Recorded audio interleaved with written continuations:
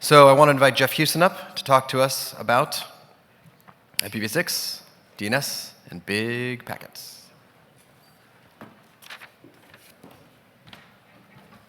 Thanks. Thank you and good morning all. I work for APNIC, the numbers registry in the Asia Pacific area, but as chief scientist I get to play. And one of the ways I play is actually to look at how good a job you guys do and how well you're doing with that. And of course, as we all know, because we've been talking about it for, about 30 years, there's this thing called V6, right?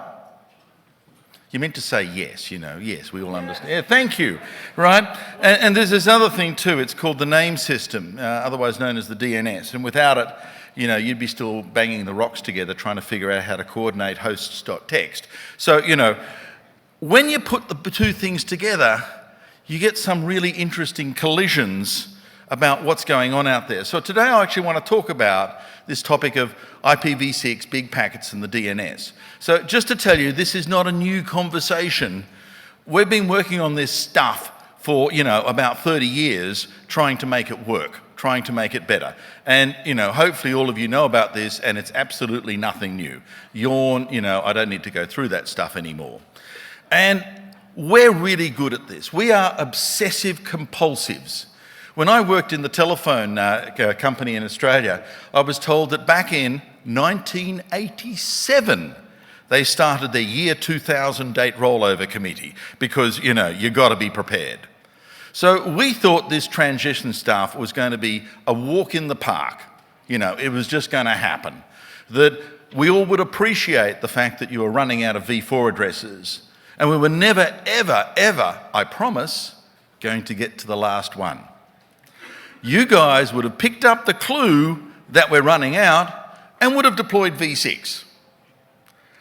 Obviously, either we didn't shout it out loud enough or you weren't listening. Because this is not the plan you're running.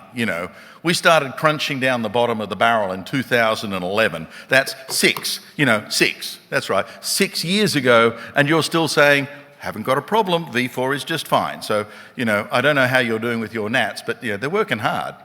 So the plan is not what you're doing. There is a different plan, but let me understand this a little more. Originally you said, well, V6 is kind of, the zombioid cousin out the back. And if you're running V6, you've got to do it across overlays because we just don't want to know about you. It's your problem to connect up the dots together. And so we had 6-4, we had Teredo. And then we realized when we looked at the numbers that the only reason why you ran Teredo or 6-4 is that you hated your life. Because the failure rate was about 20%. It added not just a few seconds of RTT time to your sessions, but a few minutes. This stuff was just pathetically bad. So, first message, if you think tunnels are good, there's something wrong with you and your customers. And that relates to MPLS just as much as it relates to anything else, but I digress. No one reacted. That was a big one. MPLS is great, believe me, not. Then we're in this kind of dual stack area. And funnily enough, you can get these days V6 packets across most of the internet without tunneling, thank God. Most of the transit providers do a decent job in dual stack. So what we've got is kind of transit running V4 and V6, and then kind of the edge networks is sort of a bit here and a bit there. And this is kind of the phase 2 idea that the IPv6 networks no longer needed these zombioid tunnels, thank God, and now they're meant to run kind of normal stuff across normal transit. And the theory goes that somewhere, and we used to say next year, and then we got bored with that, and then we said in 5 years' time, and now we've all dropped out of the prediction business. I have no idea how big and wonderful you will make your NATs. But, at some point, in theory, gravity will take over, you'll look down and find there's nothing there, and you'll figure out you really, really need to run V6. But a few of you will still be in denial because, you're good at that, and you'll have these edge networks which will have to tunnel V4 over V6, and we will finally get our own back on you. So this is the idea that the mythical sort of endpoint is going to look a lot like that. Where are we now? We're into phase 2. So 15 to 20% of the world have V6 capability as end users. And most new deployments, they tend to use V6. I think you'd be mad not to. You need some kind of future insurance. And of course, v4 always works, so you just NAT like crazy.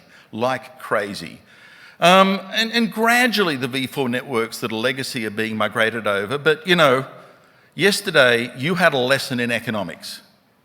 And I hope you were listening. 2 lessons from that. When you've reached the bottom of the barrel, call for government regulation. I heard that too. The other thing is that if it's not a problem, you won't fix it. And so there's no problem with a v4 legacy network today, so you're not going to fix it. And that's the reason why, although the mobile folk are really at the sort of the bleeding edge of this problem, the wired network, largely put out, largely saturated, largely static, is not changing, because if you change to dual stack, you're not going to make any more money. It's cost without revenue. So, you know, the migration is really, really slow. Where's it happening? I'd never have guessed this, would you? I'm like Belgium. Had no government for 10 years, you know, political mess. But Belgium, absolutely out there. America, okay, fine, someone got the message. India? I'm like, my God, they're one of the biggest areas of v6 population on the planet. My hat's off to them, it's brilliant, but I never ever would have thought India, Greece, Belgium, Germany, and the US would be in this bucket of folk who are leading the charge. Never ceases to amaze me. How far have we? As I said, 14 to 15%, you know, this is cool.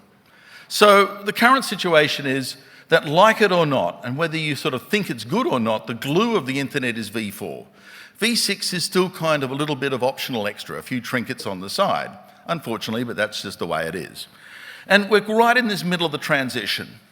The theory goes, and it's a great theory, that your applications prefer to use v6. So if I deliver you both protocols, if you've got a choice, the server supports v6 and v4, you support v6 and v4, you will prefer to use v6. This worked fine when the gap was 300 milliseconds. But Apple always likes skating over the edge. Not close, over. So the current draft from Apple says, no, that's too slow. Let's make the time difference 50 milliseconds. Is your v4 and your v6 routing systems entirely congruent? Do they travel the same paths between the same 2 endpoints? Hell, why should I be asking you? I know they don't. And now the tolerance, if Apple get their way, is not 1/3 of a second, which is pretty slack. v6 will mostly be preferred. If you get down to 50 milliseconds, all of a sudden you better look at the health of your CGN, because it's going to be under a lot more stress. What apps do and what you guys do are intricately tied together. Don't lose the plot. Don't lose attention here, because this matters. The other thing is the stats I gave you are misleading. I'm a client, you're a client, it just doesn't matter about our v6 uptake, it's the servers that matter. The server migration number is everything, because that's what determines what clients do.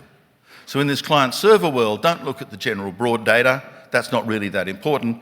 Look at where your traffic goes and how much of that could possibly be on v6. So it's server migration, cloud migration. Who's the most conservative folk on the planet with respect to IT? Well, it's the business and enterprise world. Oops. So you either need to put the pressure on them or tell them that NATs are really, really good and are going to last forever, because, you know, there's a problem. Anyway, the problem is that no one can really deploy v6 only. And you've never really put it to the test. And that's an issue, because we're really not sure it can work. And when I hear these folks saying, we're running a v6 only network, I sort of scratch my head and go, really? I'm like, there's no v4 at all? None?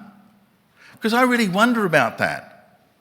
Could you operate a network that was entirely v6, no v4 at all? Because the answer is yes, I'll sit down and shut up. You know, I'll just go away and go, life is wonderful. But I suspect, you know, there is an issue here. So let's actually understand what's going on and why. Here's a packet header in v4 and a packet header in v6. 2 things changed, and they were fundamental. All of those options and padding fields that we don't use in v4 got replaced by extension headers that we don't use in 6. Yawn. However, the fragmentation field got pushed out as well into an extension header. That's a big thing. That's not just a little thing. Why did we like the internet as distinct from DECnet, AppleTalk, or anything else? What was the blinding bit of inspiration behind that packet design that no one else had a clue to think about. What was the thing that made it work? What made it work was fragmentation. As an overlay network, a network of networks, when the packet you had was too big to squeeze in that X25 piece of shit, sorry, that piece of crud, whatever it was horrible. If it was too big, the router just simply said, no problem, I will just shred this packet down to the right size and send the fragments onwards. I won't tell that end because they don't care, I'll just adapt. And that adaptation was actually the golden piece of inspiration that made this technology so much better than DECnet, sorry, digital HP, whatever you call yourselves today. So what have we done in V6? Well, we changed it. And we changed it in ways that I think only now we're truly appreciating the awesome, I hesitate to use the word beauty, there's another word. So let's have a look at V4. You found a path that was too big, you just shredded it and sent on the other bits. Nothing went backwards, traffic is always flowing forward, routing is going forward, the internet works, we're all happy. V6, oh my God, it looks like a 3G network diagram, doesn't it? Oh shit.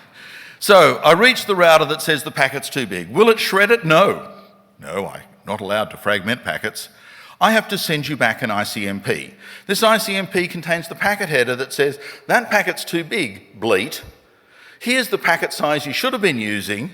Oh source, try again. And the source is meant to say, I recognize that I sent this packet, I will send back fragments. Now, you shouldn't believe that story, because there's a bunch of parts about that story that are really, really weird. Inside an MPLS unidirectional tunnel, one way forward, what do you do with an ICMP message that's meant to go backwards? Pray or send it forwards? But you've got to do something, and you cannot send it backwards. Oops. So this whole idea that the middle can reach backwards is really good 1980s thinking. It's tolerable 1990s thinking. It doesn't work today the way we thought it should work. Oops. And what about ICMP itself? You know, what do you do with ICMP packets in V4 networks? Does anyone actually look at them? Put your hand up. There's only one of you. Because everyone else reckons they're unauthenticated noise from the middle that's used in DDoS attacks, and they're right. Because I don't know if the middle of the network's the middle of the network that I sent a packet to, or some other invented fiction. Because in this day and age, the network is untrustable. You really, really shouldn't trust it. So when I say to you, don't drop ICMP packets with fragmentation, packet too big signals, you kind of go, I just heard you say I shouldn't drop ICMP. I didn't hear the rest of the message, and frankly, I drop it because it's evil. My security folks say, die, die, die. So, this is a problem. So, I'm the sending host. I get this ICMP message back. What am I meant to do with it? Well, if I'm TCP, I've got all those unacknowledged packets. And if I'm really clever, I look inside the ICMP message, find the TCP process control block, communicate a message up to that TCP session saying, you just lost it, consider this a NAC, a negative acknowledgement, resend the packet gratuitously by changing your MSS. Don't worry, just look at the code. For UDP, panic. I never remembered the packet, it's UDP. I've got this message saying this event I've forgotten didn't work. Hang on a second, I've forgotten that event. You're telling me it didn't work, I have no idea what to do. I've forgotten the packet. So there's sort of an I should do something. I have no idea what. I could store it in a forwarding cache.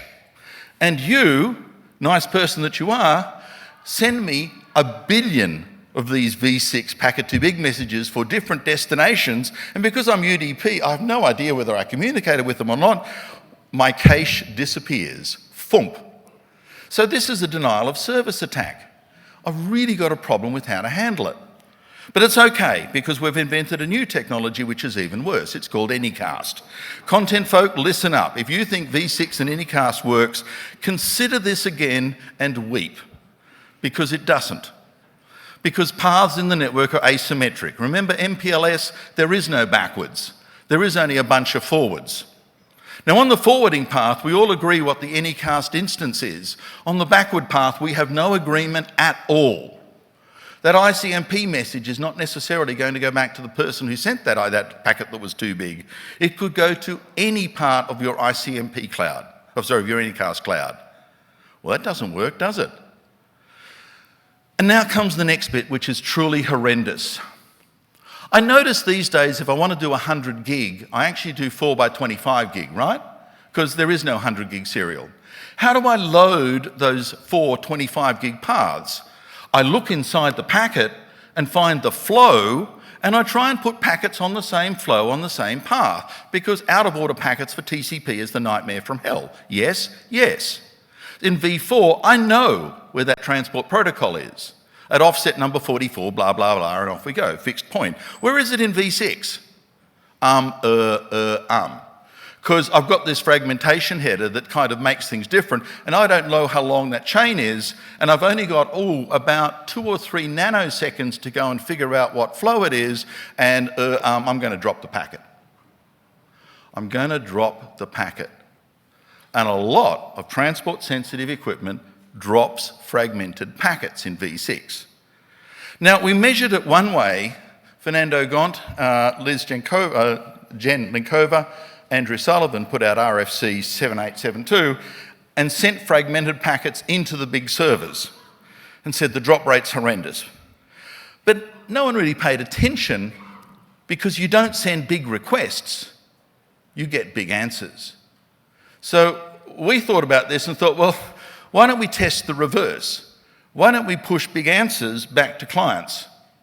So, there's this ad system out there. It's really cool. You should watch more ads. Why? Because I put out ads, and in those ads there's a lot of scripting. And the script is really easy. Get this URL. But I fiddle with both the DNS and the URL itself. A lot of work. So the query comes to me. Why? Because it's unique. I have this DNS server, but I fragment the answer. I don't care how big it is, I just fragment it.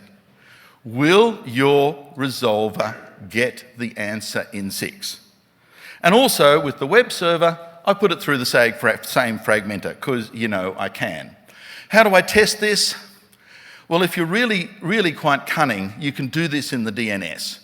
Because if I send you a delegation and I don't send you the glue records, you've got a problem as your resolver. You have to figure out exactly where that delegation went, and only then can you resume your normal resolution. So I send you back a fragmented answer for the name server. And I can see if you got it or not. And I know it's you and not some other resolver. I've got you pinned down and cornered. There is no escape.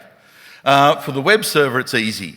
If you acknowledge the fragmented TCP packets, you've received it. If you don't acknowledge them, you're dead. So let's have a look at this a little bit. Wow. Almost 4 out of 10 of everyone who uses a v6-capable DNS resolver can't receive big answers. And if you use Google's public DNS, that includes you too. Half of the world is included in that number, because half of the world uses v6-capable DNS resolvers. So approximately 20% of the entire world, if I send back a big answer in the DNS in v6, silence. You don't get the answer. And if this whole Anycast TCP thing doesn't work, 20% of the world can't receive fragmented v6 if I send it to you as end users. It's not very good, is it? I'm like, would you actually make money out of a service that was 20% shit? I'm like, do you really hate your customers that much?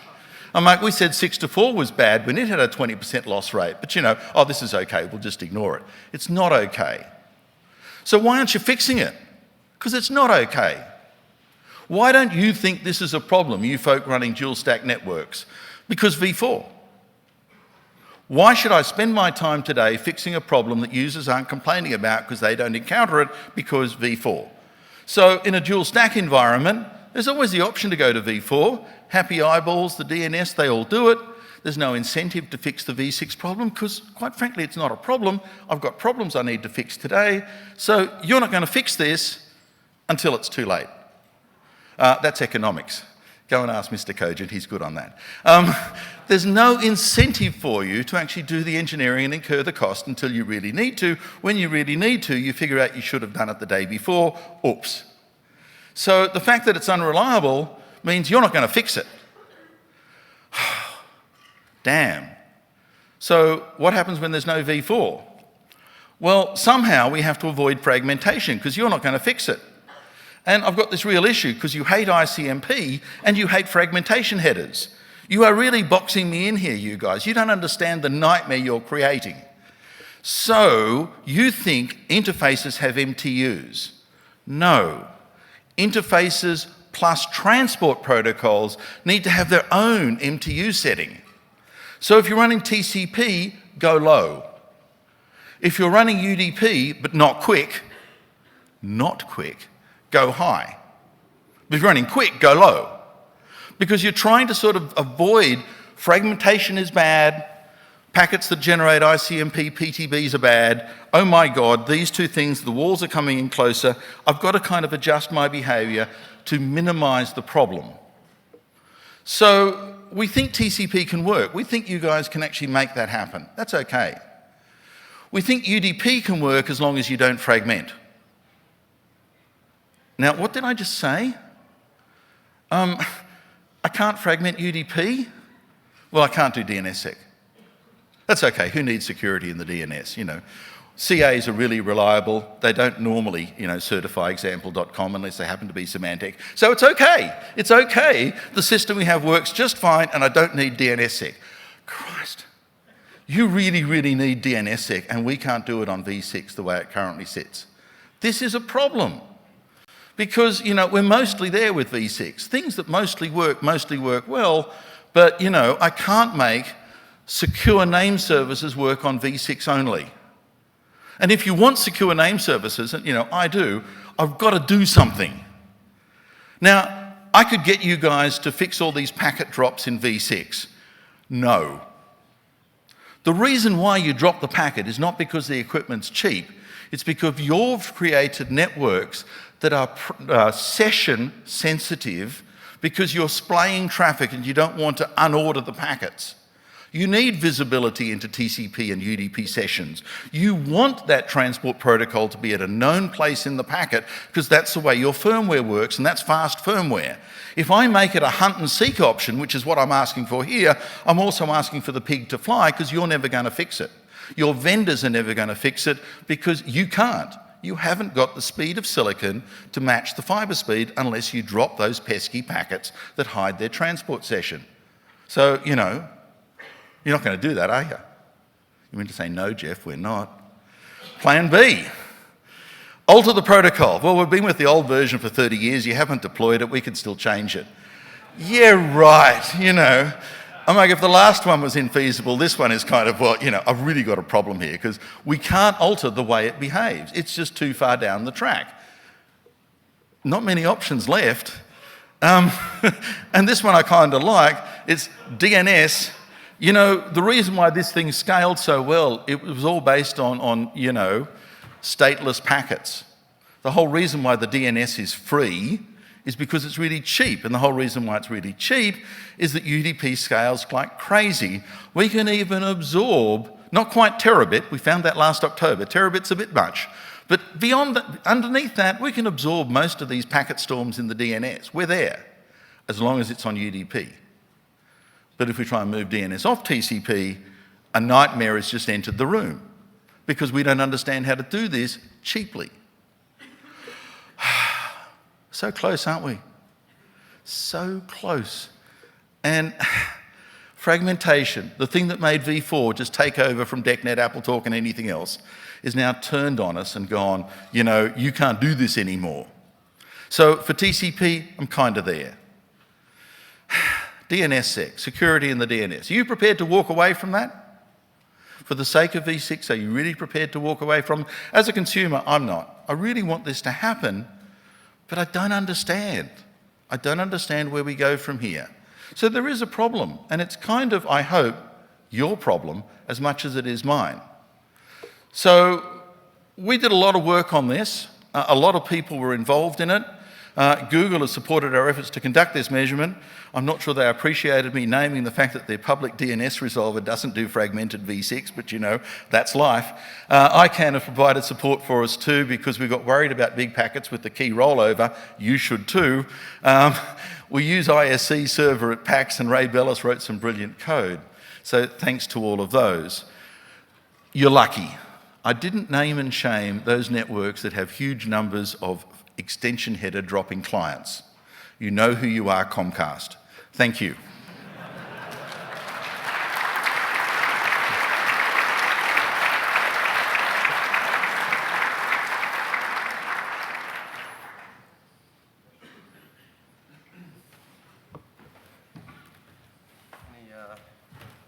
Any questions or comments, folks? We have a few minutes. Just want to come to the mics.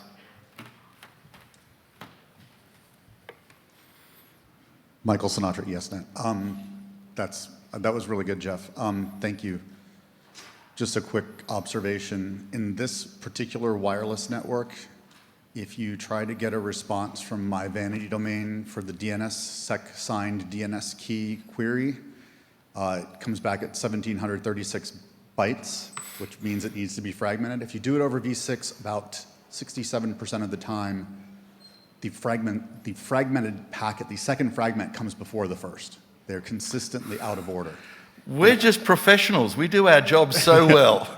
and my Mac and Dig don't like that, so they don't accept that response. So that's just, it's another, I think that goes back to the hashing of the load balancing across ECMP, that it's consistently getting wrong because the routers can't hash properly as that being part of the flow.